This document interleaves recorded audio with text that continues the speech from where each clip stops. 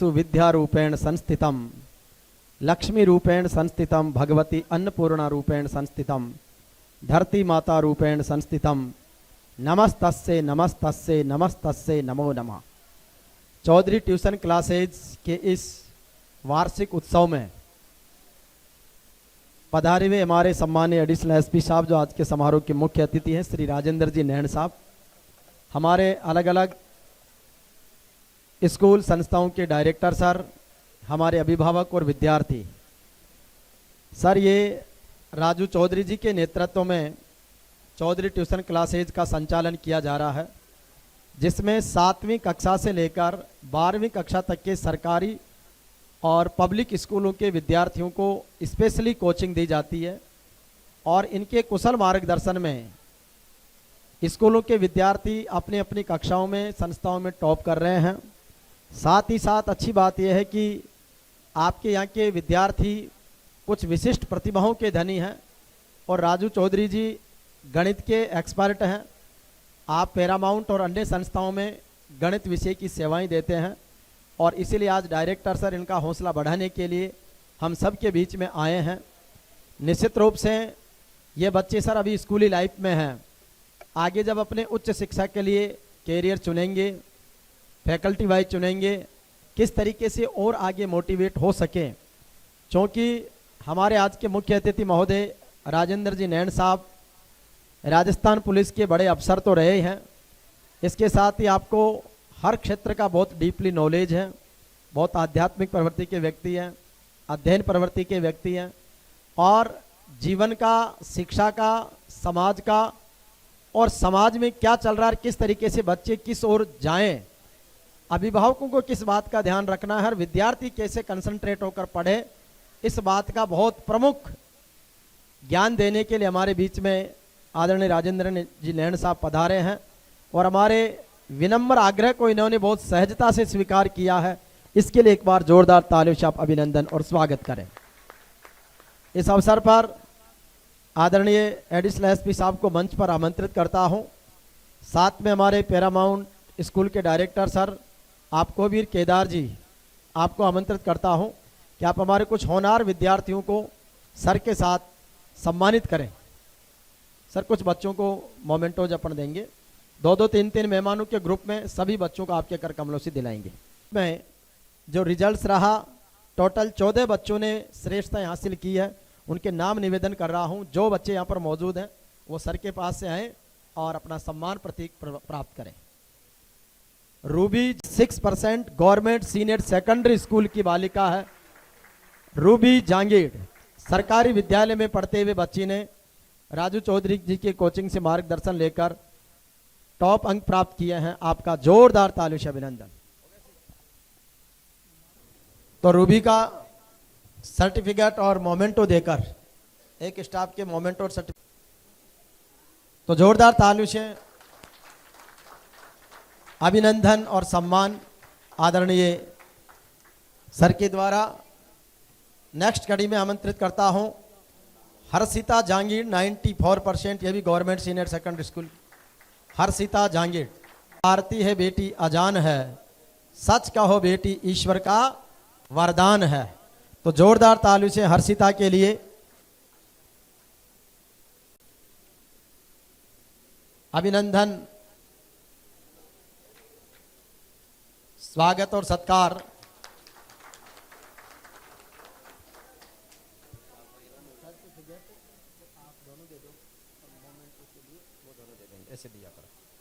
अगली कड़ी में Payal Gurjar 87% government senior secondary school से पायल गुर्जर,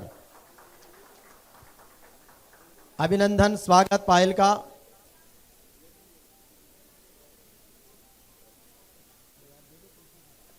सम्मान प्रतीक सर आप दोनों दे दें और मोमेंटो फिर आप दोनों दे दें।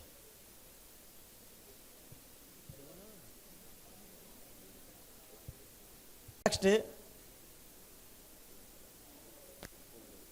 Gunjan Jangid government senior secondary school की बालिका है, 86% गुंजन जांगीड़।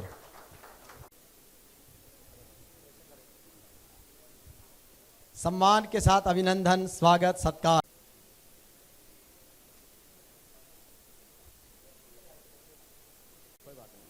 सर्टिफिकेट देकर सर इनको सम्मानित कर रहे हैं।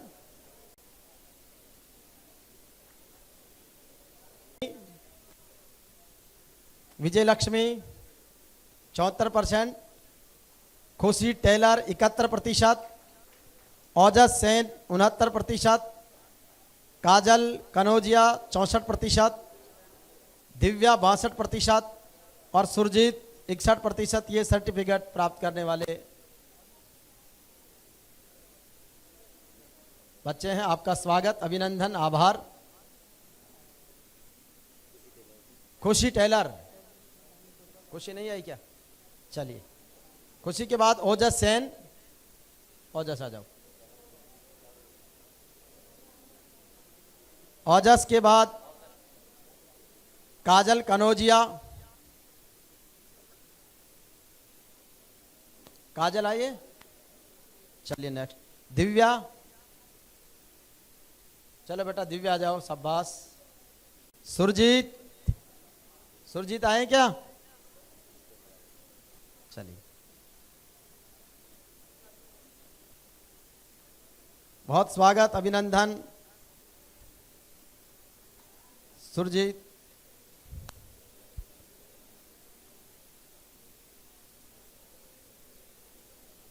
और अब इसके बाद में सर आप क्या नाम है? शशिकांत जी सर, आप एडिशनल एसपी साहब के साथ सम्मानित करेंगे। आप लोग बाकी विराजे सर। दिया वर्मा, दिया है। प्रियंका 8th क्लास से। दिया जहांगीर, दिया दिया जहांगीर है। प्रियंका क्या है ये? सौम्या कंडेरा, राहुल कंडेरा, कन्हैया और सूर्य प्रताप, आपको सर्टिफिकेट के साथ सम्मान, अभिनंदन।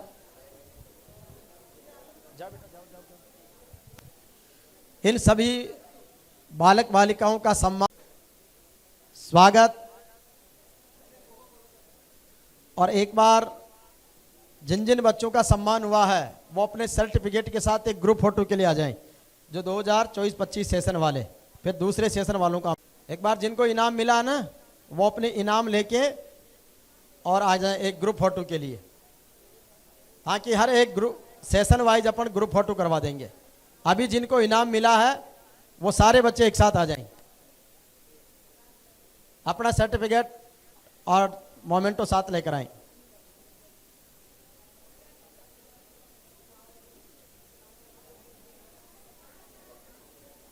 एक बार बेटा एक ये फोटो हो जाए उसके बाद। और हमारे बीच सक्षम एजुकेशन कोचिंग के डायरेक्टर श्री राजवीर जी चौधरी और सम्मानीय अंशुल गोयल जी हमारे स्टेप अप पाठशाला से पधारे, आपका भी स्वागत, मंच पर पधारे। चौधरी ट्यूशन क्लासेज के डायरेक्टर भाई राजू जी चौधरी के निर्देशन में अपने अपनी कक्षाओं में श्रेष्ठ अंक प्राप्त करने वाले विद्यार्थी जिनका सम्मान है। और आज के समारोह के मुख्य अतिथि महोदय सम्मान्य राजस्थान पुलिस के एडिशनल एसपी आदरणीय नयन साहब राजेंद्र जी सर हमारे बीच में हैं। सम्मानित शिक्षक वृंद और पूरे अभिभावकों को बहुत सारी बधाई कि वह शक्ति हमें दो दया निधे कर्तव्य मार्ग पर डट जावें, पर सेवा पर उपकार में हम निज जीवन सफल बना जावें। तो आप सबके जीवन में मंगलमय प्रार्थना है कि खूब आगे बढ़े। अब नेक्स्ट सेशन फिर इसके बाद में शुरू करेंगे। थैंक यू, बहुत बहुत धन्यवाद। चौधरी ट्यूशन क्लासेज सांगानेर प्रताप नगर के इस वार्षिक उत्सव में हमारे आज के समारोह के मुख्य अतिथि हमारे एडिशनल एसपी सम्मान्य राजेंद्र जी नयन साहब से विनम्र प्रार्थना करेंगे कि सर पधारें और राजू जी चौधरी के द्वारा संचालित इस कोचिंग क्लासेज के आज प्रतिभाशाली विद्यार्थियों को, अभिभावकों को और हमारे संस्थाओं के निदेशक महोदय और शिक्षकों को और हम सबको आप आशीर्वाद प्रदान करें। आदरणीय श्री राजेंद्र जी नयन साहब। राम जी किवाड़ा साहब, क्लासेज के डायरेक्टर राजेंद्र जी और सभी जो डायरेक्टर्स यहाँ स्कूल से पधारे हैं, अभिभावक और प्यारे बच्चों, आपने मुझे बुलाया, सम्मान दिया, उसके लिए मैं आपका तहे दिल से धन्यवाद करता हूँ। 2 मिनट अगर आपकी इच्छा हो तो बोलूँगा, नहीं तो मुझे भाषण देने की आदत कतई नहीं है, प्रैक्टिस भी नहीं है, आदत भी नहीं है। मैं इसलिए आया हूँ, बच्चों के बीच छात्रों के लिए आया हूँ मैं, और मुझे आदत भी है, मैं जब भी फील्ड में रहता था, कहीं जाता था, तो मुझे बच्चों से इंटरेक्शन करने में बड़ा अच्छा लगता था, टीचर्स के साथ डिस्कशन करने में बड़ा अच्छा रहा है। मेरा एक लंबा अनुभव रहा है, तो मैं कुछ अनुभव की बातें बताऊंगा जो मैंने सीखा है, दुनिया से, आप लोगों से सीखा है, वही बोलूँगा। सबसे पहले मैं भारत माता और तिरंगे को नमन करता हूँ। भारत माता को इसलिए नमन करता हूँ कि वो हमारी माँ है, हमारा सबका जीवन यापन करती है, हम उसके कारण जिंदा हैं।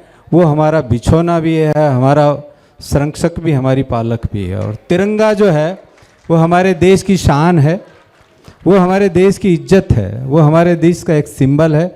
मेरा हमेशा प्रयास रहा है कि तिरंगा हमेशा सबसे ऊंचा रहे। आपने सुना भी होगा, तिरंगा ऊंचा रहे हमारा।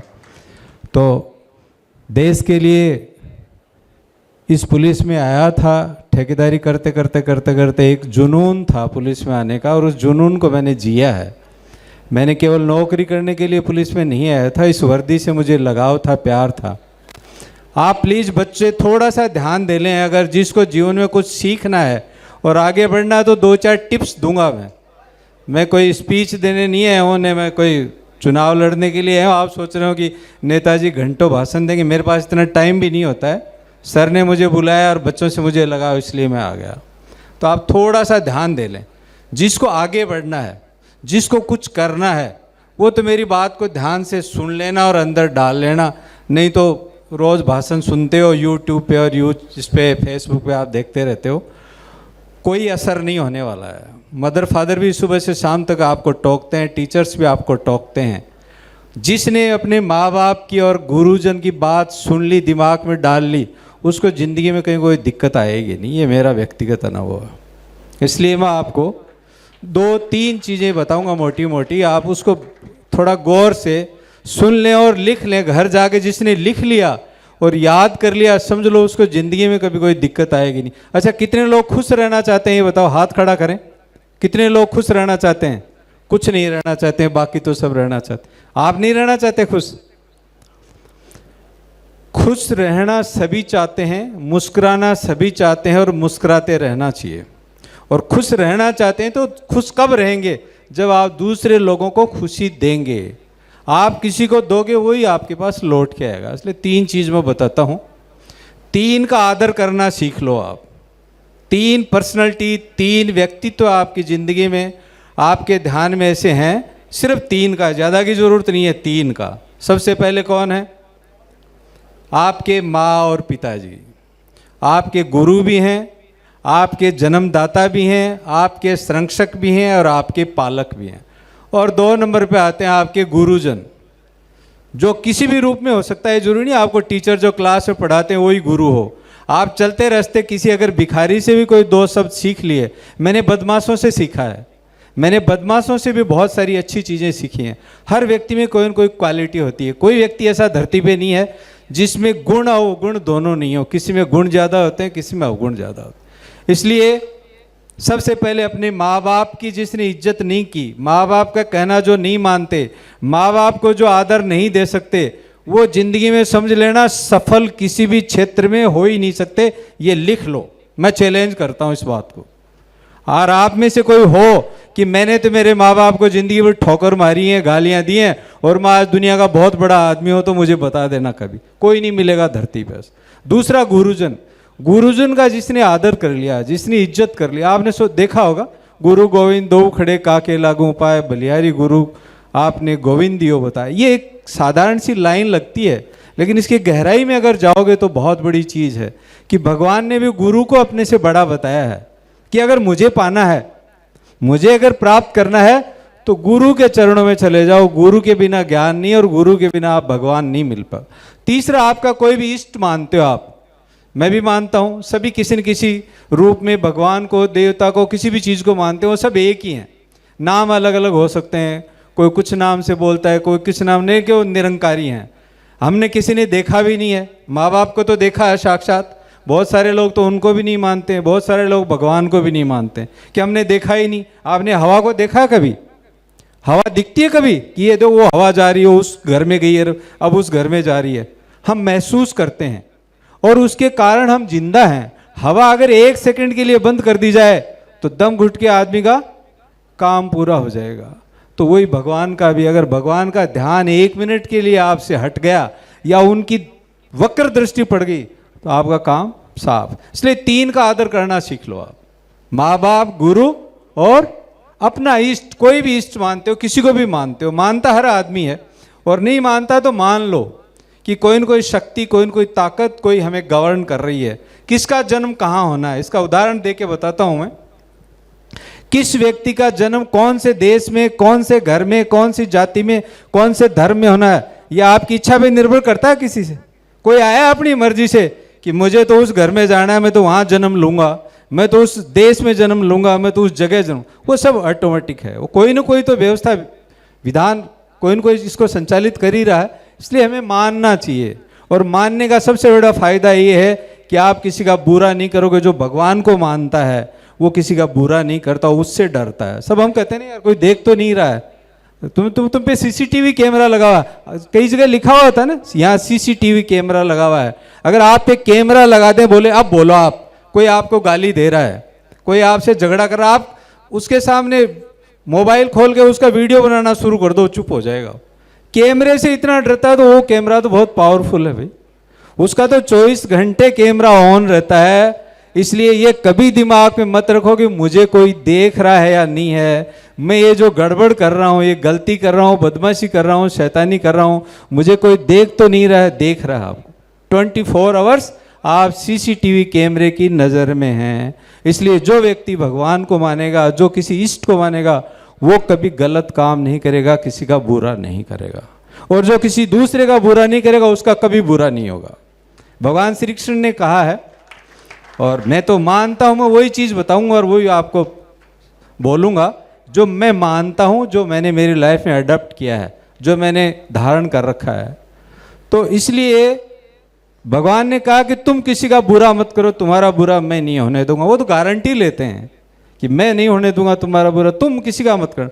अब आप लाख बुरा करते हो, सुबह शाम तक बेईमानी करते हो, बदमाशी करते हो, चोरी करते हो, लूट डकैती करते हो या अपराध करते हो, तो आप सोचोगे आप सुरक्षित रह जाओगे? बिल्कुल नहीं रह सकते, आपका एक दिन खात्मा होना ही है। इसलिए मैं पूछा था कि कौन खुश रहना चाहते हैं, तो जो खुश रहना चाहते हैं, सुखी रहना चाहते हो, दूसरों को सुख देने की आदत डालो। उसमें शुरुआत अपने घर से करो। 3 चीज दिमाग में बिठा लो आप तो, बी पॉजिटिव, थिंक पॉजिटिव और डू पॉजिटिव। बस 3 शब्द पकड़ लो आप तो, डू पॉजिटिव, थिंक पॉजिटिव और बी पॉजिटिव। आपको तो पॉजिटिव पॉजिटिव रख लो, बाकी सब चीजें एक साइड में कर दो। आपका धरती पे कोई बुरा हो ही नहीं सकता, आपको आगे बढ़ने से कोई रोक ही नहीं सकता। हम पढ़ाई करके हम सब लगे हुए कि हमें नौकरी मिल जाए, मिल जाएगी नौकरी तो, और सबको मिलेगी भी नहीं। आप जानते हो लिमिटेशंस की है नौकरी तो, चाहे प्राइवेट को जोड़ लो, सरकारी को जोड़ लो, लेकिन नौकरी नहीं मिलेगी तो क्या हम धरती पे जी नहीं सकते? जी सकते हैं, और बहुत अच्छा जीवन जी सकते हैं। भगवान एक रास्ता बंद करता है तो दूसरा खोल देता। आपको लगा कि मैं तो इस कंपटीशन को 4 बार, मैं तो बोर्ड के एग्जाम में बहुत मेहनत करी और मेरे तो 90% ही आए, उसके तो 96 आ गए, उसके तो 99 आ गए, मेरे क्यों नहीं आए? कहीं ना कहीं कमी है, कहीं ना कहीं कमी है, और उस कमी की में अच्छाई भी होती है। आप कहीं एक जगह फेल होते हो, failure is not possible, failure कुछ है ही नहीं जिंदगी में। आप एक जगह कोई बंद होती है, दूसरा रास्ता आपके लिए खुल जाएगा ऑटोमेटिक। इसलिए हमेशा आशावादी रहो कि चलो इसी चीज में तो फेल हुआ हूं, इसी में तो सक्सेस नहीं हुआ, नौकरी तो नहीं मिली, खेती कर लूंगा, व्यापार कर लूंगा, बहुत सारे साधन आपके पास जीने के लिए। तो इसलिए एक तो कभी भी निराश नहीं हो लाइफ में, कभी भी निराश नहीं हो, पॉजिटिव रहें, पॉजिटिव हमेशा अच्छा सोचें, अच्छा देखें, अच्छा करें, अच्छे बनो। बस अच्छा जो बन गया उसको सब लोग प्यार करेंगे। मैंने मेरे जीवन में मैंने तो देखा भाई, माँ बाप ने खूब प्यार दिया, बाद में गुरुजनों के पास स्कूल में गए, उन्होंने खूब प्यार दिया, और 35 साल पुलिस में नौकरी करी है, मुझे मेरे ऑफिसर्स ने मुझे बहुत प्यार दिया। और मैं छोटे से लेके ऊपर जो पोस्ट होती है पुलिस डिपार्टमेंट, जो डीजीपी पोस्ट होती है, डायरेक्टर जनरल ऑफ पुलिस, जो पूरे राजस्थान पुलिस का मुखिया होता है, उनके पास भी मैं व्यक्तिगत रूप से उनके साथ काम कर चुका हूँ। उन्होंने भी मुझे बहुत इज्जत और प्रेम बख्शा है। तो इसलिए मैं तो ये मानता हूँ कि मुझ पे हमेशा सबकी कृपा रही है, सबका हमेशा प्रेम रहा है। कभी किसी ने मुझे कोई गलत नहीं कहा, कभी डांट नहीं खाई, कभी टीचर से कभी पिटाई नहीं खाई। तो इसका मतलब सब प्यार करते हैं, बड़े तो आपसे भी करेंगे। कोई ये कहता है कि मुझे टीचर ने डांट दिया, माँ बाप ने डांट दिया, और डांट नहीं रहे हैं, वो आपसे प्यार करते हैं, वो चाहते हैं कि आप कोई गलत रास्ते पे नहीं जाओ। आपको पेरेंट्स डांटते हैं या पेरेंट्स किसी चीज़ के लिए मना करते हैं तो 2 मिनट के लिए आप सोचो कि इस चीज़ के लिए मना क्यों किया है। इन्होंने इसके पीछे कुछ ना कुछ लॉजिक है। अच्छी चीज़ होगी तो कभी मना नहीं करेगा पेरेंट्स, नहीं एक नहीं 2 ले तुम, बुक्स तुम्हें एक चाहिए 2 ले तुम, तो ये चाहिए ये तो 2 लो आप। तो मना कर रहे हैं तो सोचो थोड़ा सा कि इसमें कहीं ना कहीं मेरा बुरा होने वाला है या इसके भविष्य में कहीं ना कहीं कोई बुराई पैदा होने वाली है। आजकल जो सबसे बड़ा खतरा जो है, मेरे आप सबको पता है वैसे तो, ये जो मोबाइल है ये बिना फटे हुए मारने वाला बॉम्ब है। ये फटता नहीं है और आदमी को मार देता है, इतना खतरनाक बॉम्ब है। देख रहे होंगे भी, अब युद्ध में भी देख रहे होंगे आप, घर बैठे बैठे आदमी पहले लाठी लेके, तलवार लेके, भाले लेके, बंदूक लेके 2 देश दुश्मन आपस में लड़ाइयाँ लड़ते थे ना, अब लड़ रहे हैं क्या? कौन सा देश कहाँ बैठा है हजारों किलोमीटर दूर और मिसाइल आके गिर रही है, काम तमाम। वहाँ से वो ड्रोन आ रहा है, काम तमाम। तो ये क्या चीज़ है? ये खतरनाक है ना। तो ये इसी से जुड़ा हुआ है। टेक्नोलॉजी जो आई है ये बहुत पॉजिटिव है, इंसान के विकास के लिए आई है, आदमी ने विकसित किया है इसको, लेकिन ये बहुत खतरनाक भी है, इसलिए इसका मिसयूज नहीं करें। इससे जितना ज़्यादा हो सके बचें। छोटे बच्चे बच्चियाँ जो अभी समझदार नहीं है, समझ नहीं रहे, मेरा मानना है स्कूल तक तो कम से कम मोबाइल से दूर रहने का प्रयास करें। ये कोई बहुत अच्छी चीज़ नहीं है ये, इसमें बुराइयाँ ज़्यादा हैं, अच्छाइयाँ कम हैं। अच्छाई जो पहले मोबाइल नहीं था तो क्या सवाल हल नहीं होते थे क्या? क्वेश्चन का जवाब मिलता नहीं था क्या? पहले भी मिलता था, पेरेंट्स पढ़े लिखे थे वो बता देते थे, कोई बचता हो स्कूल में टीचर बता देते थे। अब कोई न तो टीचर से बात करता है न पेरेंट्स से बात करता है, सीधे गूगल बाबा से बात करते हैं। बाबा एक ही हो गया पूरी दुनिया में, गूगल बाबा हो गया ना। तो इसलिए मेरा बच्चों से स्पेशली और पेरेंट्स से भी ये निवेदन है कि आप बच्चों को इस बीमारी से कोशिश करें।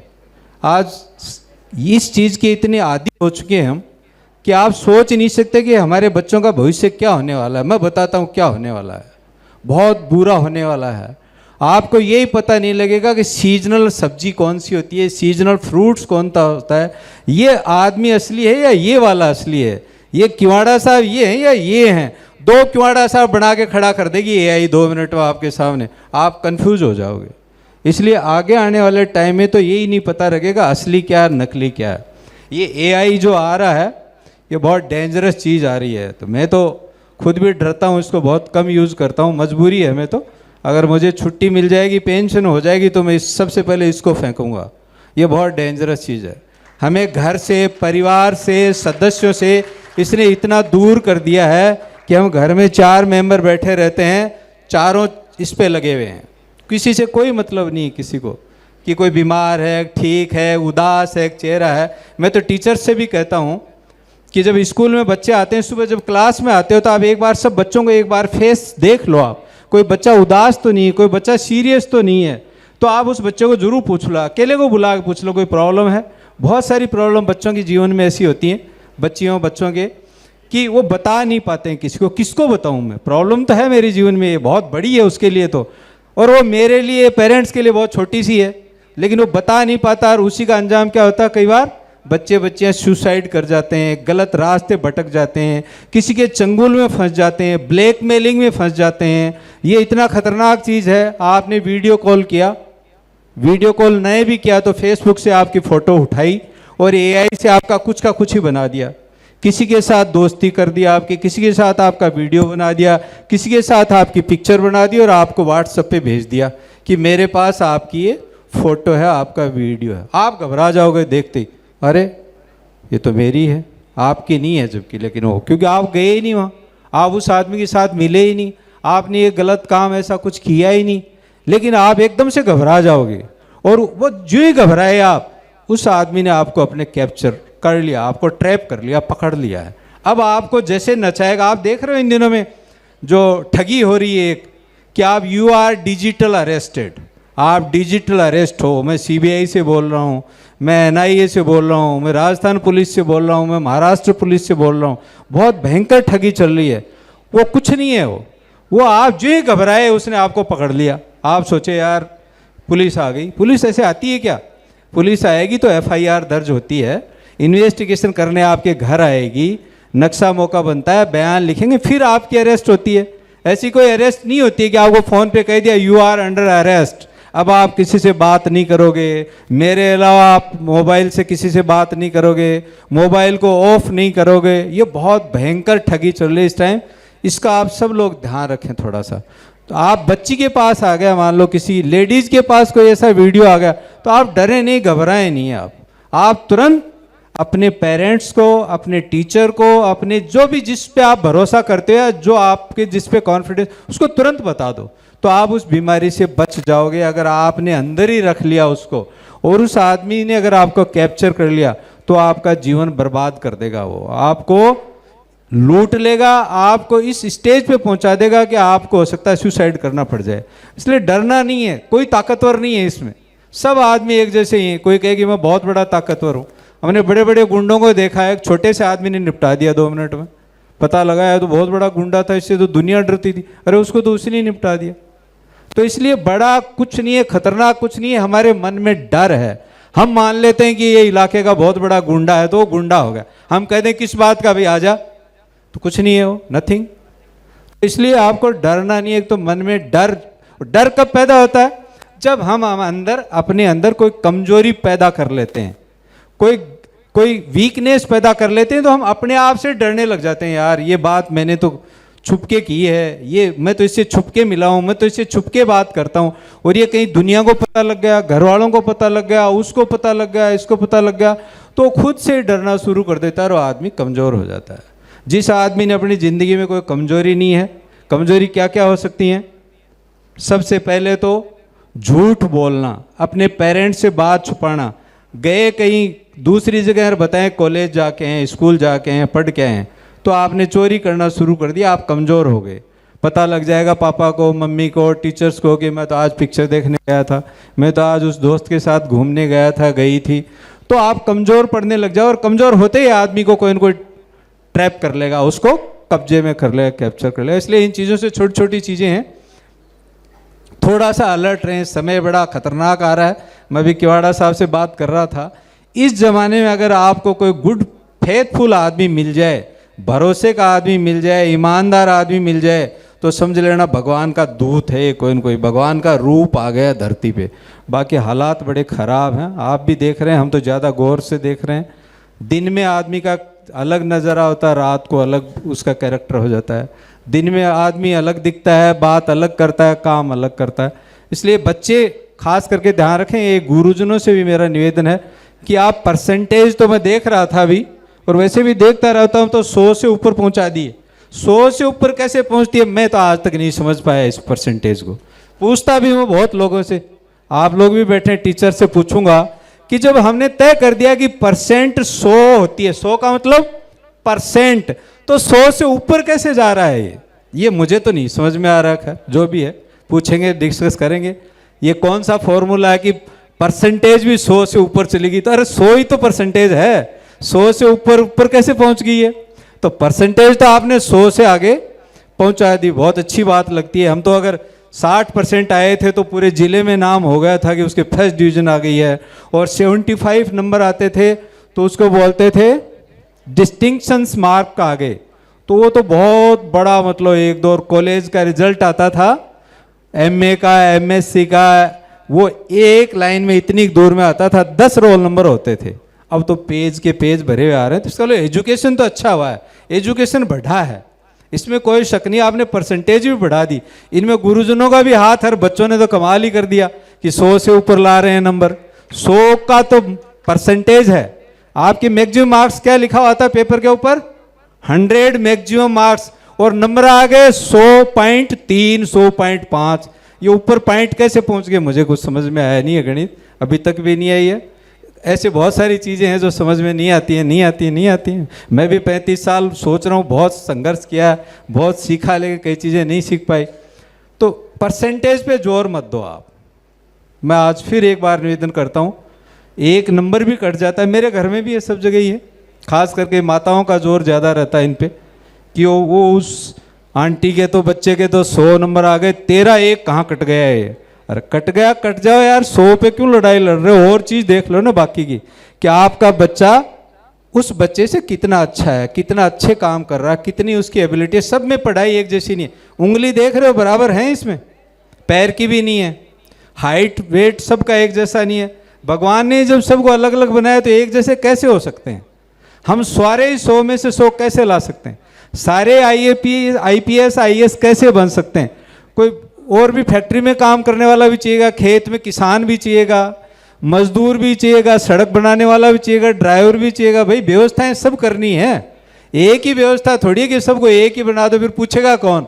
पूरा देश ही IPS IAS हो गया साहब, प्रधानमंत्री 500 हो गए तो कौन पूछेगा प्रधानमंत्री को? एक है इसलिए तो पूछते हैं कि देश का राष्ट्रपति एक, प्रधानमंत्री एक, फिर नीचे उसके छिटे धीरे धीरे धीरे ऐसे एक स्टेज वाइज चीज़ें बनती है। परसेंटेज पे थोड़ा जोर देना कम करो। मेरा ये व्यक्तिगत तजुर्बा है कि बच्चों की एजुकेशन वीक होती जा रही है। आप गौर करना, खास करके टीचर्स। एक तो मेरे बेटे की कॉपी आती थी, अब तो बड़े हो गए, लेकिन मैं उनकी कॉपी देखता था तो उनमें राइटिंग मिस्टेक बहुत ज़्यादा हो रही हैं, बहुत ज़्यादा होती हैं। मैथ्स बहुत वीक हो गया है, वो हर चीज़ में कैलकुलेटर कंप्यूटर निकालते हैं, छोटी सी गिनती करनी हो इसको निकालते हैं, इस पे गुणा भाग करते हैं। तो ये टिप्स पे होना चाहिए। दूसरा ये कि छोटी बड़ी की गलती, इंग्लिश में जो आपकी ग्रामर की गलती, ये बहुत ज़्यादा हो रही है, बहुत ज़्यादा हो रही है। मैं तो, मेरे पास कोई बच्चा स्कूल कॉलेज का आ जाता है किसी बाई चांस एप्लीकेशन लेके, तो मैं पहले उस एप्लीकेशन को पढ़ के गलतियाँ निकालता हूँ उसकी, कि तुम्हारी एप्लीकेशन में इतनी गलतियाँ हैं, तुम क्या करोगे भाई? देश का क्या भविष्य ठीक करोगे? क्या तुम बनोगे? और बन भी गए तो करोगे क्या?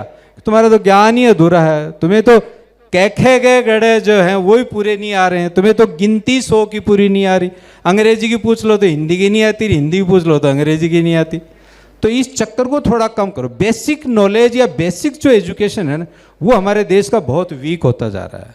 ये मैं कई बार देखता रहता हूँ। अब मैं बोल नहीं सकता खुले स्टेज पे, बोलना शुरू भी करूँगा जितना बोल सकता हूँ अब थोड़ा सी दिनों बाद, जब मैं पूरा रिटायर हो गया घर आ जाऊँगा। आप देखो एजुकेशन सिस्टम पे कोई नहीं बोल रहा है कि एजुकेशन हमारा वीक हो रहा है। जिस दिन एजुकेशन सिस्टम वीक हो गया, देश स्वतः ही खत्म हो जाएगा। न तो कोई मिसाइल की जरूरत पड़ेगी, न कोई गोली की जरूरत पड़ेगी, ऑटोमेटिक ही खत्म हो जाएगा। क्योंकि ताकत क्या है? ताकत है ही एजुकेशन। जब मानव विकसित हो गया तो उसकी ताकत है एजुकेशन।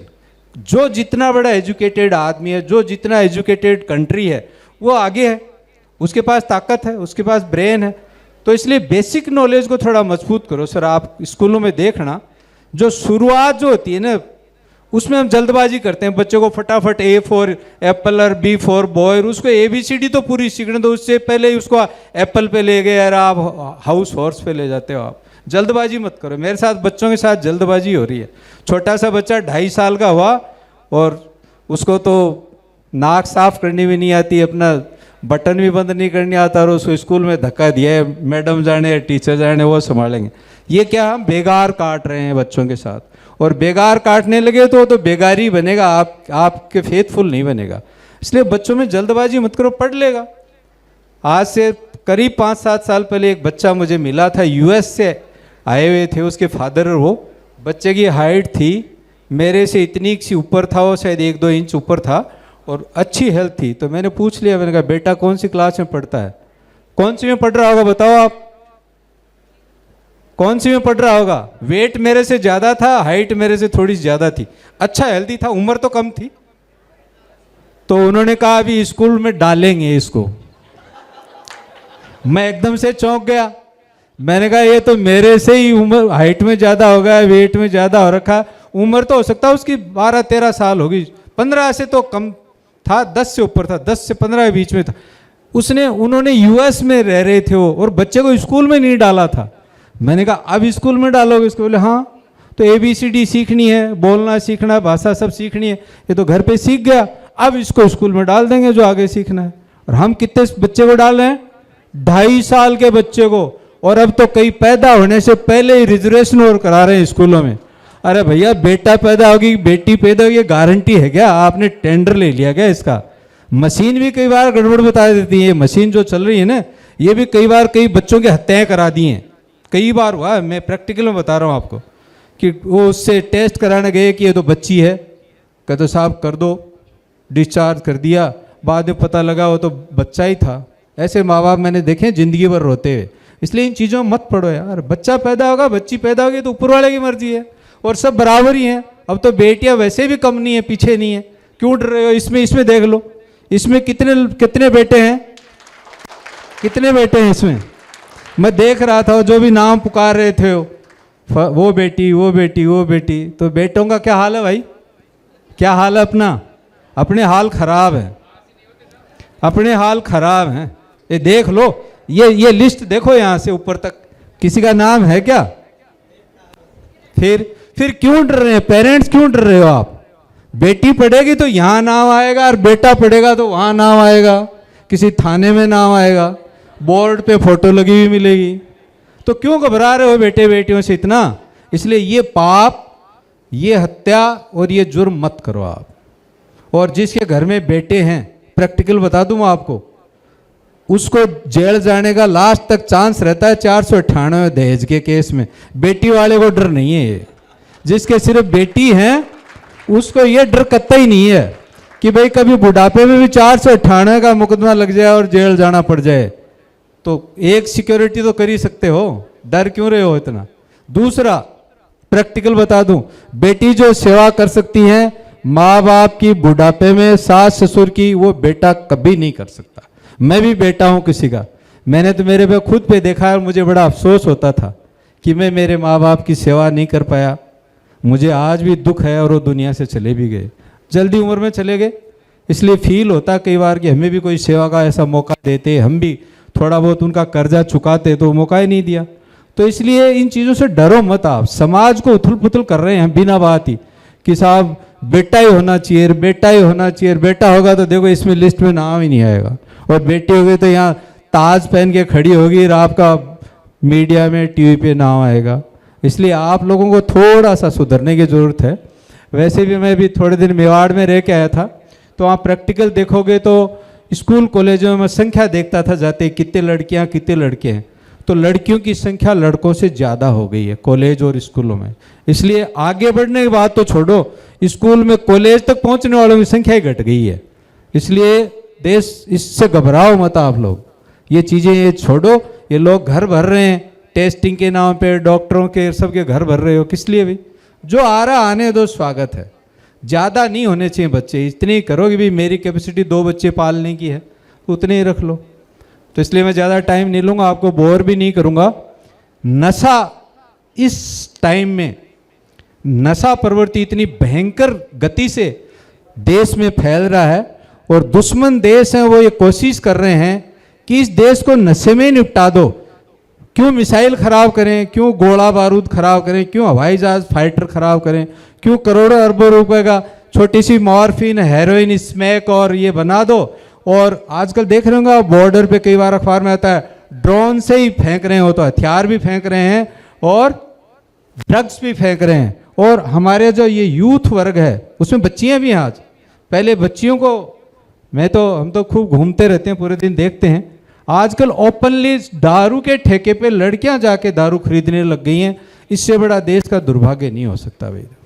और जिस दिन गृहिणी या लड़कियां जिस दिन घर से बाहर निकल कर इन धंधों में उलझ गई तो समझ लेना घर खत्म है। सब घर बिल्कुल लड़कियों के, औरत के पीछे ही है। अगर हमें औरत की इज्जत करते हैं, औरत अगर अपने घर को संभाल रही है, अगर वो जिम्मेदार है, तो ये घर, परिवार, देश सब सुरक्षित है। अगर ये इन चीज़ों में इन्वॉल्व होने लग गई, जेंट्स तो बहुत सालों से मेरे विचार से नशे की प्रवृत्ति में था, कम था, लेकिन अब बहन बेटियां आने लग गई हैं इसमें, और ये देश का बड़ा भारी दुर्भाग्य है। जिस दिन ये आ गई तो उल्टा हो जाएगा। जैसे पहले हमारे घरों में काम करने वाले आते हैं, आज कैसे आए, बाई कैसे नहीं आई, वो रात को घर वाले दारू पी के पीट दिया, तो अब उल्टा होने लग जाएगा फिर, क्योंकि नशा इधर ज़्यादा आ गया तो उधर यही होगी फिर। तो इसलिए नशा स्कूल कॉलेजों में खास करके आप भी थोड़ा सा सर ध्यान दें। स्कूल कॉलेज, यहाँ की बड़ी बड़ी यूनिवर्सिटी में बता दूं आपको, वहाँ ड्रग्स का इतना ज़्यादा प्रचलन हो गया है, इतना ज़्यादा एमडी ड्रग्स आप देख रहे हो इन दिनों खूब पकड़ी गई हैं। टेबलेट आती है नशे की, तो वो दिखती भी नहीं है, पता भी नहीं लगता, कहीं भी ड्रग्स ले लो, जेब में डालो एक गिटकी और चलो हो गया। पूरे दिन बच्चा आपको लगता है कि ये तो सेंग बेंग हो रहा है या कुछ बोल नहीं रहा, कुछ कह नहीं रहा, तो उसको गौर से देख लेना, और कहीं ना कहीं नशे की प्रवृत्ति में पड़ सकता है। और जो नशे में पड़ गया वो फिर किसी का ही नहीं है, किसी काम का ही नहीं है, वो खुद का भी नहीं रहेगा, वो खुद पे बोझ बन जाएगा, अपराधी हो जाएगा और कुछ भी कर जाएगा वो।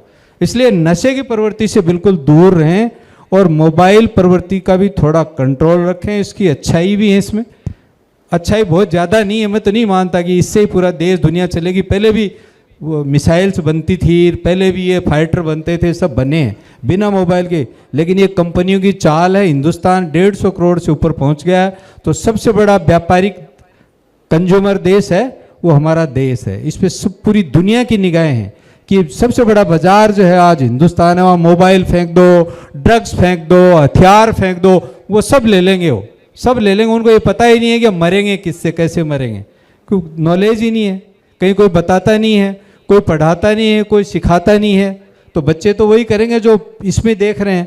तो इसमें तो गलत गलत चीज़ें ज़्यादा हैं, इसलिए इनसे बचो। आप तीन व्यक्तियों का आदर करना सीख लो, 3 चीज़ जीवन में पकड़ लो, मैं गारंटी से कहता हूँ वो जिंदगी में कभी असफल होगा ही नहीं। चाहे वो IAS IPS नहीं बने, डॉक्टर इंजीनियर नहीं बने, कोई जरूरी नहीं हो बने तो ही वो कोई बड़ा आदमी बन गया, व्यापारी बन सकता है, किसान भी बहुत बड़ा आदमी होता है, आज इतनी दुनिया को खाना खिलाता है, पेट पालता है सबका। और व्यापारी भी एक छोटी सी दुकान है, वो भी पूरे मोहल्ले को चलाता है, मोची जूते बनाता है, टेलर कपड़े सिलता है। अगर ये इनमें से एक चीज़ को भी निकाल दें, किसी भी चीज़ को, तो आप मानते हो समाज अच्छी तरह चल पड़ेगा? नहीं चलेगा। कारपेंटर की जगह कारपेंटर की जरूरत पड़ेगी, मैकेनिक की जगह मैकेनिक की जरूरत पड़ेगी, मोची की जगह मोची की जरूरत पड़ेगी, तो ये सब चीज़ जरूरत पड़ेगी। आप में अगर कैलिबर है तो आप उस क्षेत्र में अच्छे चले जाओगे। मेरे दोस्त का बेटा है, RPS ऑफिसर है, और वो धोबी का काम कर रहा है, ड्राई क्लीन की दुकान करी। मुझे बड़ा अजीब सा लगा, बेटा क्या कर रहा है? ड्राई क्लीनर का काम कर रहा है। मैंने कहा यार ये क्या हुआ? फिर मैंने कहा मैं देख के आऊँगा, मिल के आऊँगा। तो उसने बहुत शानदार शोरूम बना रखा है, मशीनें लगा रखी हैं, कपड़े धोता है, दुनिया के मैनेजमेंट्स है उसके पास, कमा के खा रहा है अच्छा पैसा। तो इसलिए धंधा कोई भी बुरा नहीं है, धंधा कोई भी खराब नहीं है, धंधा कोई भी गलत नहीं है। गलत है तो सिर्फ अपराध, अपराध से बचो, अपने आप को सुरक्षित रखो। एक ये जो फ्रेंडशिप वाली जो एक चीज़ मुहिम चल रही है, इससे भी थोड़ा अलर्ट रहो। ये कुछ है नहीं, वैसे ये फिल्मों में ही है, बाकी धरती पे नहीं है। अगर धरती पे प्रेम और प्यार इतना पनप रहा है जितना हम रोज देख रहे हैं इनमें, जैसे मेरे ही फेसबुक पे पता नहीं, मुझे गिनती नहीं है कितने फ्रेंड है, मैं उसमें से शायद 10-20 को ही जानता हूँ, बाकी जानता नहीं। अब तो मैंने कल परसों इस पर लिख के भेज दिया, मैंने कहा भाई मेरी जो है डायरेक्टरी फुल हो गई है, इसलिए मुझे कोई रिक्वेस्ट नहीं भेजे, मैं अब दोस्त बना ही नहीं सकता। मैं जानता भी नहीं हूँ कौन कहाँ का है, उसने रिक्वेस्ट भेजी, मैंने यस एक्सेप्ट कर दी। उसने भी देखा वर्दी में है, पुलिस ऑफिसर है, कोई अच्छे दोस्त बन गए। भाई मैं जानता ही नहीं, हालांकि मैं तो पूछता हूँ, कोई रिक्वेस्ट आती है तो पूछता हूँ कि आप कौन हो, कहाँ के हो, क्या करते हो भाई, तो मैं आगे बढ़ूंगा, नहीं तो मैं तो एक्सेप्ट नहीं करूँगा। लेकिन पहले मैंने भी कर रखी है इस पर, लेकिन वो किसी को जानता ही नहीं, मैं एक्चुअली नहीं जानता, मैं तो मानता ही नहीं ये फ्रेंड है। ये एक फालतू की लिस्ट में नाम है जो कई बार उल्टे सीधे मैसेज पटकते रहते हैं, और ठाला हो आदमी, खाली हो तो टाइम पास कर लेता है, काम हो उसको तो ये याद भी नहीं आता। तो इसलिए ये जो देख रहे होंगे इन दिनों में घटनाएं हो रही हैं, पति ने पत्नी को मारा, पत्नी पति को मारा, बाप ने बेटे को मारा, बेटे ने बाप को मारा, बेटे ने माँ को मारा, माँ ने बेटे को मरवाया, पति ने पत्नी को, प्रेमी ने प्रेमिका को, प्रेमिका ने प्रेमी को। तो क्या प्यार बचा है क्या कहीं? मुझे तो नहीं लग रहा है, मुझे तो लग रहा है सारा मामला दिखावे में बचा कुछ है नहीं। इसलिए इससे भी थोड़ा सा सावधान रहने की ज़रूरत है, बहुत सोच समझ के इसमें आप कदम बढ़ाएं, नहीं आप ब्लैकमेलिंग में आ जाएंगे, आप किसी के एक्सटॉर्शन में आ जाएंगे, आप किसी के कब्जे में आ जाएंगे। इसलिए सुरक्षित रहें, स्वस्थ रहें और खूब पानी पिएं, रोटी भी कम खा लो चल जाएगा काम, पानी खूब पिएं, स्वास्थ्य आपका बिल्कुल अच्छा रहेगा। बिना पानी तो फिर भी खराब हो जाएगा। हवा और पानी दो जिंदा रहने के लिए ज़रूरत है। हमेशा खुश रहें, हंसते रहें, मुस्कुराते रहें। और 3 चीज़ें 3 का आदर करना और 3 चीज़ें पकड़ लो, बी पॉजिटिव, थिंक पॉजिटिव और डू पॉजिटिव। आपको 7वीं चीज़ याद ही मत करो, आप तो भूल जाओ दुनिया में 7 के अलावा, इन 6 के अलावा कुछ है भी क्या, आपका बेड़ा पार है। थैंक यू, जय हिंद, जय भारत। बहुत बहुत धन्यवाद महोदय। आदरणीय एडिशनल एसपी राजेंद्र जी नैन साहब ने जीवन की सारी सच्चाई और सफलता हम सबके बीच में रखी है। बहुत सारा अभिनंदन सर, बहुत सारा आभार आपके आने की, और इस कार्यक्रम की सार्थकता वाकई में सिद्ध हुई है। हमारे कुछ मेहमान हैं, उनका मैं चाहूँगा राजू जी स्वागत करें।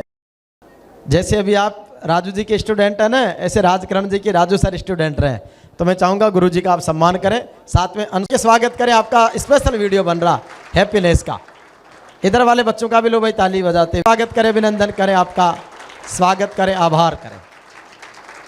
बहुत सारा प्यार, बहुत सारा अभिनंदन। आओ, तो ये सम्मान है, स्वागत है चौधरी साहब का। अभी राजकरण जी और अंशुल जी एक स्टेप अप पाठशाला का संचालन भी कर रहे हैं, जिसमें बच्चों को पढ़ाया भी जाता, ट्यूशन भी कराया जाता, ऑनलाइन कोचिंग क्लासेज भी है कंपटीशन एग्जाम्स की, और इसके साथ एंकरिंग सिखाते हैं, स्पीच सिखाते हैं। तो आप लोग भी ज्वाइन करें, पधारें। बहुत सारा स्वागत, बहुत सारा अभिनंदन सम्मान्य राजकरण जी और अंशुल गोयल जी का। और मेरे साथ सम्मान्य बलजीत चौधरी जी पधारे हैं, चूरू से आए हैं, हमारे एक विशेष मेहमान हैं। अंग्रेजी के बहुत बड़े व्याख्याता हैं और बहुत बड़े इंस्टीट्यूट को आप सेवाएं देते हैं। सर पधारट है बलजीत जी चौधरी, आपका अभिनंदन, स्वागत। राजू जी माला पहनाएं, माला पहनाकर स्वागत सत्कार। और इसके बाद में एक सांस्कृतिक प्रस्तुति, 1 मिनट बलजीत जी, इनको आप शुभकामनाएं आपकी तरफ से भी दे दो। सबसे पहले आप सभी का अभिनंदन करता हूं, बच्चों का, अभिभावकों का, आदरणीय गुरुजनों का, और हमारे एडिशनल एसपी साहब राजेंद्र नैन साहब का, हरिराम जी किवाड़ा जी का। और आज का जो प्रोग्राम है भाई, मेहनत बच्चों की है डेफिनेटली, लेकिन हमारे जो राजू जी चौधरी, जिनका ये सारा का सारा मेहनत है, जिनकी गाइडेंस है, जो आप लोगों को ये एक्स्ट्रा ऑर्डिनरी रिजल्ट्स, मैं तो बहुत खुश हूँ। देखो आपके मार्क्स ही देख रहा था, सारे बच्चों के तो नाम तो अब याद नहीं रहे, बाकी मैं तो 15 बच्चों के नाम तो मुझे ऐसे याद हो गए कि अरे 85 से ऊपर ऊपर तो आपके ये रिजल्ट्स हैं। तो आदरणीय सर को, राजू जी चौधरी को, और इधर अंशुल जी भी आए थे, और आपके राजकरण जी भी, और इधर शर्मा जी भी, तो मैं आप सभी का भी अभिनंदन करता हूं। और मैं बच्चों से एक बात बोलना चाहूँगा कि अभी एडिशनल एसपी साहब ने जो आपको बोला कि एक तो ये जो सोशल मीडिया और इन चीज़ों से बच के रहें, अपने गुरुजनों की बात को अक्सरस, यानी जो ये बोलें वर्ड बाय वर्ड आप फॉलो करें, पेरेंट्स की बात को ध्यान से समझें। और एक चीज़ और है, पिछले कुछ सालों में हम लोग ये देख रहे हैं कि ग्रैंड पेरेंट्स को तो हम लोग भूल ही गए हैं। दादाजी दादी जी जनरली हैं ही कहाँ, मतलब दिख ही नहीं रहे हैं। उनका टाइम हमने फ़ोन को दे दिया है, इंस्टाग्राम को दे दिया है। तो मैं बच्चों से रिक्वेस्ट करूँगा, भले ही वो 10 साल से लेके भले ही 25-30 साल तक के हैं, कि अपने दादा दादी जी को भी टाइम दो भाई, थोड़ा बहुत, है ना। उन्होंने आपकी लाइफ बनाई है। Thank you so much. अभी बच्चों की और परफॉर्मेंस होगी, अभी और अवार्ड सेरेमनी चलेगा। मैं राजू जी चौधरी जी से निवेदन करूंगा कि वो आप सबका अभिनंदन स्पीच आपके बीच में रखें और सर का भी आभार जताएं। सबसे पहले मैं माँ सरस्वती के इस प्रांगण में नतमस्तक होता हूँ एवं पधारे हुए मेरे सभी अतिथिगण एवं अभिभावकगण और विद्यार्थियों। ये विदाई समारोह है जिसका नाम फेयरवेल पार्टी के रूप में रखा गया, और मैंने एडिशनल एसपी साहब से रिक्वेस्ट की थी, और ये आज सुबह ही रिक्वेस्ट की मैंने। सबसे बड़ी गर्व की बात मेरे लिए है कि मैंने आज सुबह रिक्वेस्ट की और सर ने एक बार में एक्सेप्ट करके मेरे से बोला कि हाँ मैं ज़रूर आऊँगा।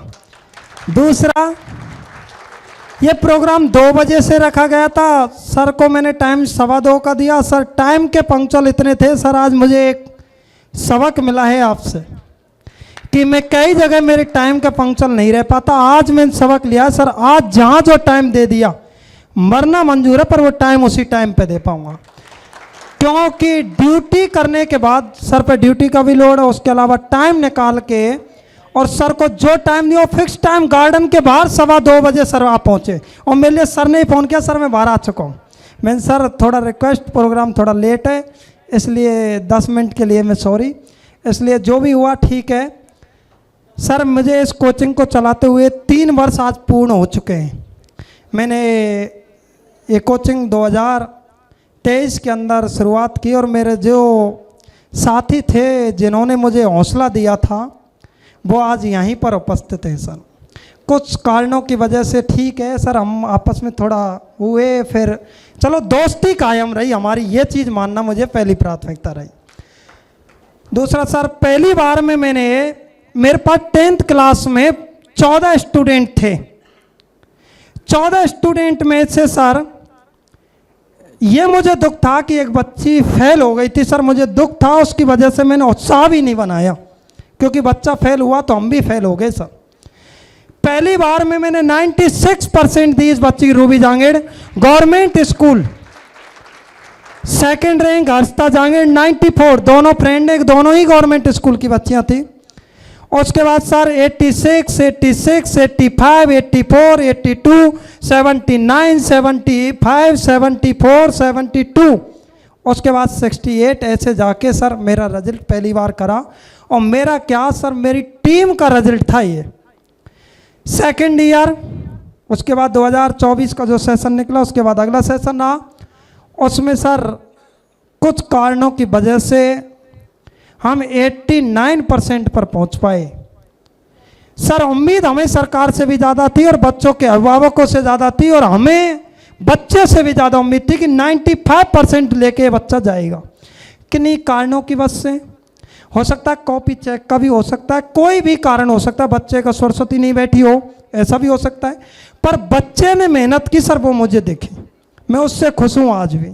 89 रही, 88 रही, 87 और 80, और सर सबसे बड़ी गर्व महसूस मुझे जो कराया, पिछले साल एक भी बच्चा फेल नहीं हुआ, 100% रिजल्ट दिया। और सर अगर मैं रिजल्ट थोड़ा उधर लगा नहीं कि एक पुराना ही बैनर आ गया, मेरे जितने भी 18 बच्चे थे सर, 71 से ऊपर, पता नहीं किस्मत कैसी लॉटरी निकली उस दिन रिजल्ट की, 71, 72, 73, 74, 75, 76, 77, 78 और फिर 80। एक भी बच्चे की डबल नहीं थी सर कि कोई 2 74 के हों, पता नहीं गॉड 10 दिन भी हमारा ऐसा हो सकता है। सर उम्मीद आज एक बहुत बड़ी है हमें आपसे कि अगली बार हम जब प्रोग्राम करें तो प्रोग्राम उम्मीद तो है 96 को क्रॉस करने की सर। और सरस्वती क्या रहती है, और वो भी सर आपके गवर्नमेंट स्कूल की बच्ची निकाल के जाए। और 12th में भी पहली बार मैंने सर 12th मैथ साइंस चलाई है, क्योंकि जो बच्चे 10th में थे वो 11th गए, 11th से 12th में स्टेप बाय स्टेप। ये भी उम्मीद है कि मैं 12th में 90+ 2 स्टूडेंटों को कम से कम दूंगा सर। ये भी अपनी ओर से मेहनत की है। और मेरी क्या सर, मेरी पूरी टीम यहाँ पर है। सबसे ज़्यादा थैंक यू टीम के लिए जो आज उपस्थित है और आपने इस परिणाम तक मुझे पहुँचाया है। मैं जब बाद में हूँ, पहले आप हो, आपके सहारे ही मैं यहाँ पर खड़ा हूँ, क्योंकि आप नहीं होते तो ये रिजल्ट नहीं होता, और रिजल्ट नहीं होते शायद मैं यहाँ नहीं होता। तो इसलिए सभी पधारे हुए अतिथिगण, सर अगली बार हम प्रोग्राम करें तो आपको हम सुनिश्चित ये करते हैं कि हम आपको बुलाएंगे, और सर समय निकाल के आप हमारे यहाँ बच्चों को हौसला अफजाई करें। दूसरा सर, आप पुलिस डिपार्टमेंट से हो, एडिशनल एसपी हो, आपने बहुत बहुत पोस्टों पर।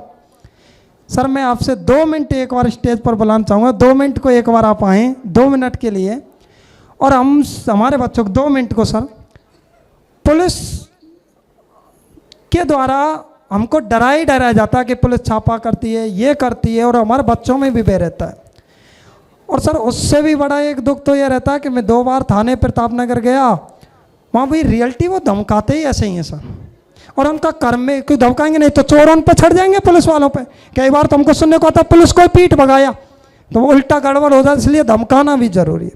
हमारे बच्चों को थोड़ा सा आप एक बार ये समझा जाएं कि अगर बेटा इस काम को करोगे, क्योंकि मैं बच्चों को मेरे को घर की तरह समझाता रहता हूँ, क्लास में बहुत कई बार क्लास ही खा जाता हूँ, पूरी क्लास।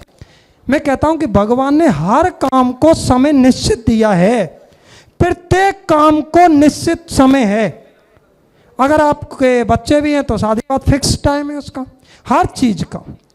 और अगर बिना काम समय के कोई काम किया उसका हल भी गलत निकला है, क्योंकि फसल को जब पानी की ज़रूरत है, जब भी पानी नहीं मिला तो फसल सूखेगी। तो इसलिए हर फसल को समय पर ही पानी दिया जाता है। तो बच्चों, आपको समय पर ही सब काम करना है।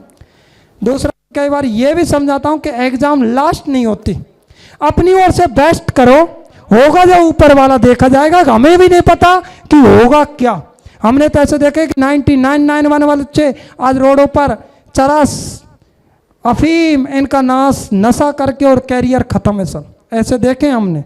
और बच्चे हमने 60 वाले भी गवर्नमेंट नौकरी लगते हुए देखे। तो ऐसा नहीं कह सकते कि जिसकी परसेंटेज हाई है वो ही बच्चा गवर्नमेंट लगेगा।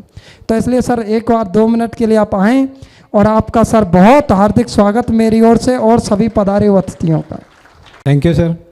अच्छा, आप में से पुलिस में कितने लोग जाना चाहते हैं? बच्चे बच्चे हाथ खड़ा करें, देखें पुलिस में कितने लोग जाना चाह रहे हैं? और बहुत पहली बार इतना कम देखने को मिला है। पुलिस से डरते हो? पुलिस से डरते हो हैं? पुलिस की वर्दी से नहीं लगा हुआ। फौज में, आर्मी में कितने लोग जाना चाहते हैं? आर्मी में भी 1-2 ही हैं यार। चलो खैर, जो भी है, मेरी ये एक्सपीरियंस ये रहा कि ज़्यादातर बच्चे बच्चे हाथ खड़ा करते हैं। अब मैं आपको पुलिस के बारे में थोड़ा सा बता दूं। जैसा आप पुलिस पिक्चरों में देखते हो, जैसे अखबार में एक कटिंग आती है कई बार या छापते हैं, वैसी पुलिस नहीं होती है। प्रैक्टिकल में पुलिस अलग होती है, और ये जो फिल्मों वाली पुलिस है ये अलग होती है। आज तक मैंने भी शायद कोई पिक्चर, एक आदि कोई अपवाद हो तो जिसमें पुलिस को हीरो बताया गया हो और पुलिस का अच्छा काम दिखाया गया, ऐसी बाई चांस कोई मूवी बनी है। बाकी ज़्यादातर में खलनायक का रोल पुलिस को दे देते हैं। अगर इतना बुरा डिपार्टमेंट होता है, इतनी खराब पुलिस होती, तो शायद पुलिस डिपार्टमेंट को अब तक बंद कर चुकी होती सरकार। क्यों? जो इतना खराब है, जो किसी काम का ही नहीं है, नुकसान के अलावा कुछ देता ही नहीं है, तो उस डिपार्टमेंट का क्या करेंगे बना के? उसको बंद कर देंगे। लेकिन बंद नहीं हो रहा है। थाने आप देख रहे होंगे ज़्यादा से ज़्यादा खुलते जा रहे हैं। संख्या पुलिस की ज़्यादा से ज़्यादा बढ़ती जा रही है, और लोग डिमांड भी करते हैं कि पुलिस की संख्या बढ़ाओ, पुलिस की संख्या बहुत कम है, बहुत कम है। इसका मतलब ज़रूरत तो है। एक्चुअल में पुलिस से अच्छा महकमा कोई है ही नहीं। मैं बता दूं आपको कैसे है। पुलिस के पीछे पूरे देश की जो इंटरनल व्यवस्था चलती है। आज देश में अगर सीमा पे BSF नहीं हो, अगर आर्मी नहीं हो, तो क्या आप सोचते हो कि जो टेररिस्ट 2-2 4-4 आते हैं, 2-2 4-4 ही आए, ये पूरी भीड़ की भीड़ आकर गांव को, जैसे पहले नहीं आते थे, आए और लुटेरे लूट के पूरे देश को चले गए, वैसे ही पड़ोसी देशों से लुटेरे आए और लूट पाट करके शाम तक देश को तबाह कर जाएं। लेकिन डरते किससे हैं? आर्मी से और BSF से। वो हमारी सीमाओं को प्रोटेक्ट करते हैं, वो हमारी सीमाओं को सुरक्षित रखे हुए हैं, जिसके कारण हम घरों में सुख की नींद सोते हैं कि वे हम बॉर्डर पे हमारा फौजी खड़ा है, वहाँ पे हमारा फौजी खड़ा है। रात को मेरा बहुत बार अनुभव हुआ है, अकेली बहन बेटियाँ अकेली जा रही हैं, बसों में जा रही हैं, ट्रेन में जा रही हैं, सफ़र कर रही हैं, किसके भरोसे जा रहे हैं? उसके साथ माँ बाप तो है ही नहीं, पुलिस के भरोसे। उनको पता है। अच्छा, बदमाश किससे डरता है? वो सिर्फ पुलिस से ही डरता है। बाकी एक बदमाश अगर पिस्टल लेके गांव में आ जाए, एक पिस्टल लेके गांव में आ जाए और वो कह दे कि गांव वाले कोई बाहर निकल के दिखाओ, तो है किसी की हिम्मत बाहर निकल जाए? कोई कहीं नहीं है, क्योंकि डरेंगे और वो गोली भी ठोक देगा। उसको क्या परमिशन लेनी है? आ गया सामने ठोक जाएगा, तो इसलिए डरते हैं। पुलिस आएगी। बहुत बार हमारा प्रैक्टिकल में काम पड़ा है, आतंकवादी आ रहे हैं, नाकेबंदी करनी है। हमारे पास अब तो फिर भी AK-47 और SLR और बहुत अच्छे अच्छे हथियार पुलिस को दे दिए हैं। पहले होता ही नहीं था। एक 303 राइफल होती थी। हम कई बार तो बिना राइफल डंडा लेके नाकेबंदी करने पहुंच जाते थे। और आ कौन रहा है?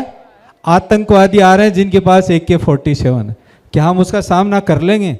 हमें डर के भाग जाना चाहिए था, लेकिन नहीं, हम छाती ठोक के चले आते थे कि जो भी होगा देखा जाएगा, पटक लेंगे, अगले का हथियार छीन लेंगे और अगले का ये काम कर देंगे। इस हिम्मत के साथ हम लोग नाकेबंदी बहुत बार ऐसी करी हुई है। जब शुरू में टेररिज्म यहाँ स्टार्ट हुआ था, जब की बात है, बहुत पहले की बता रहा हूँ मैं।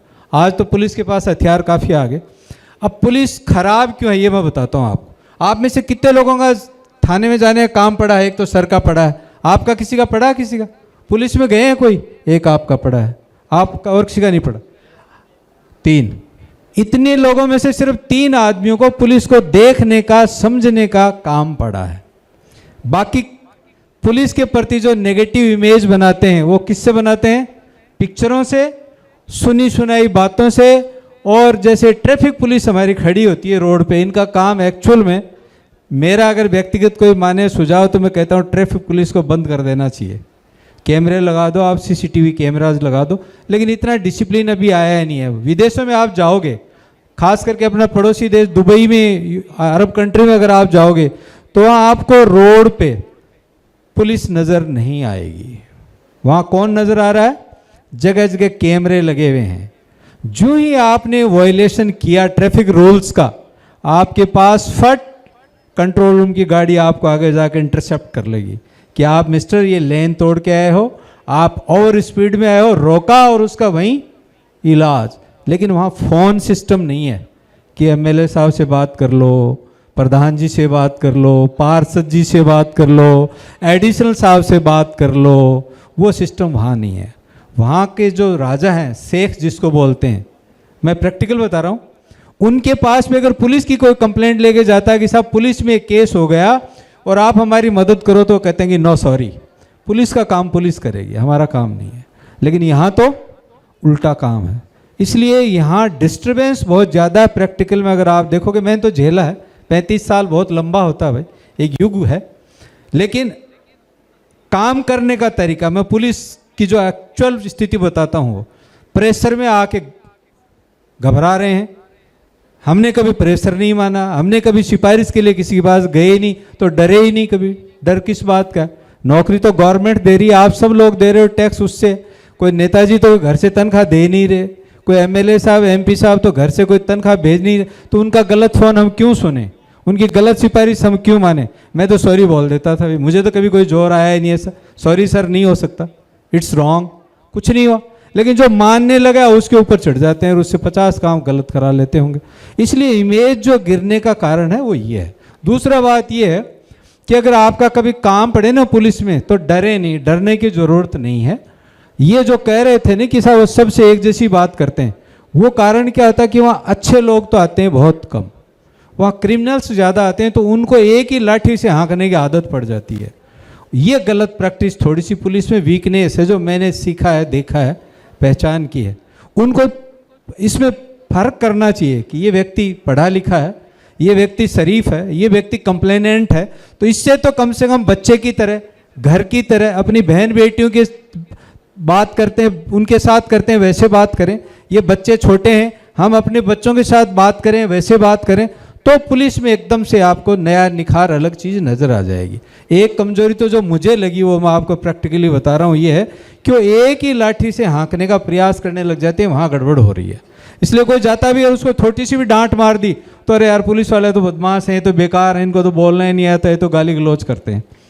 मैंने भी खूब स्ट्रिक्ट पुलिस ऑफिसर रहा हूँ, मेरे इलाके में जहाँ भी रहा हूँ, आज भी जहाँ जहाँ रहा हूँ, कहीं अगर कहीं मौका मिले तो आपको कोई न कोई कभी मिल जाएगा तो बता देगा। लेकिन मेरे मुंह से कभी भी लूज टॉक्स मैंने कभी नहीं किए, मैंने कभी किसी को गाली गलौज नहीं किया। इलाज करना तो उसका तरीके से किया, तरतीब से किया, वो पक्का किया, जोरदार वाला क्या कि ज़िंदगी में याद रखेगा। लेकिन लूज टॉक्स किस लिए करनी, गलत बात किस लिए करनी? और जो आदमी हमारे पास आया है उसकी सुन तो लो, पुलिस सुनती कम है। अगले को सुनने से पहले अपना एक्शन रिएक्शन सारे चालू कर देती है, तो जो आदमी घबरा जाता है।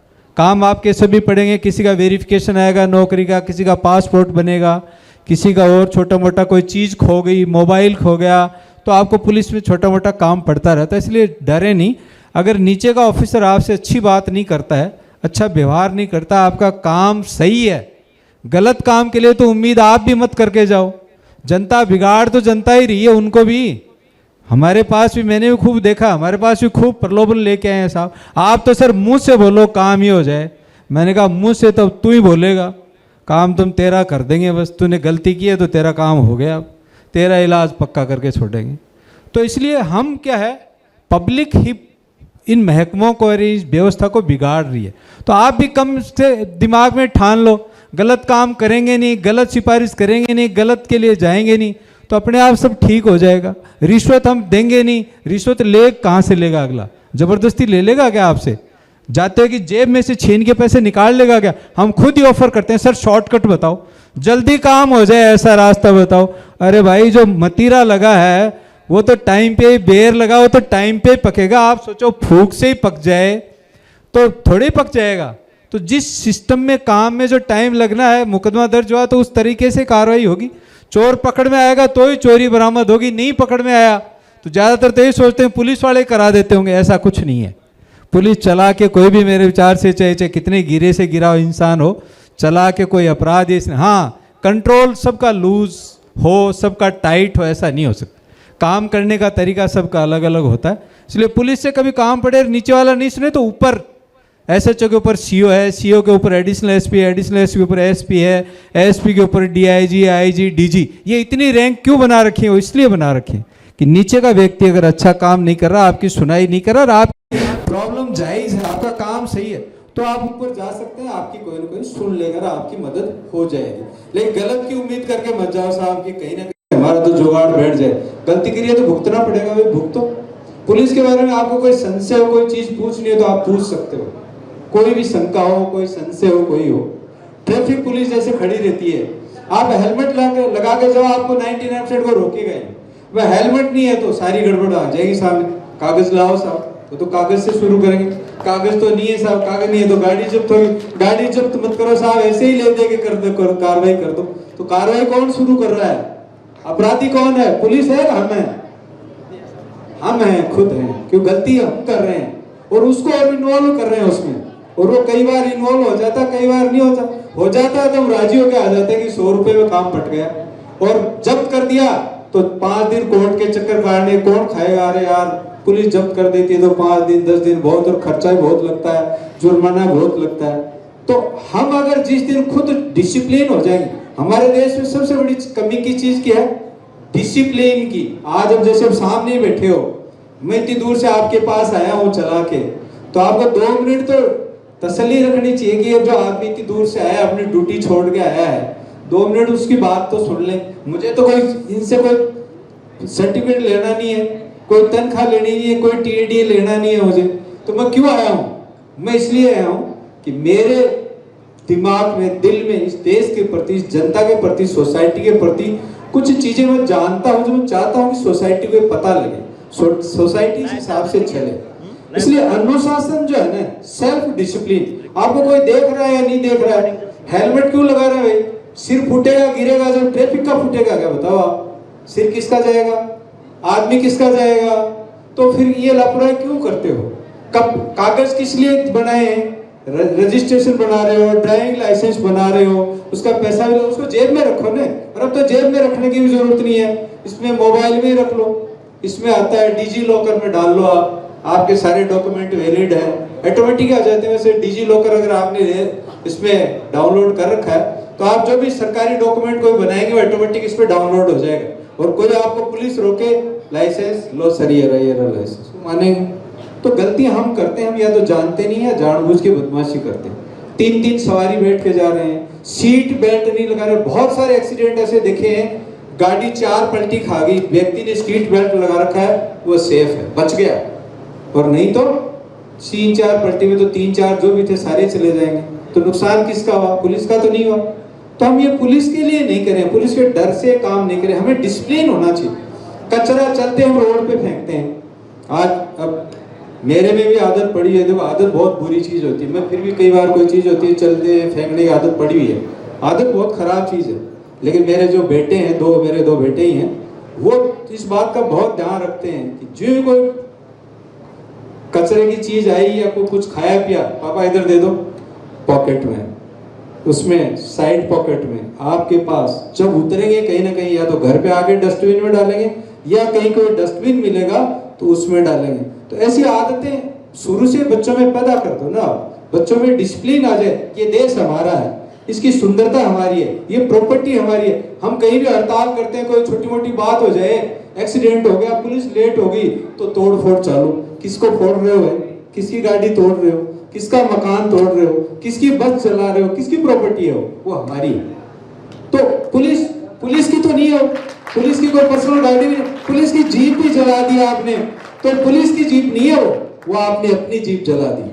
सरकार और दे देगी पुलिस को? तो एक घर में 4 बेटे हैं, 4 बेटियां, सब एक जैसे हैं क्या?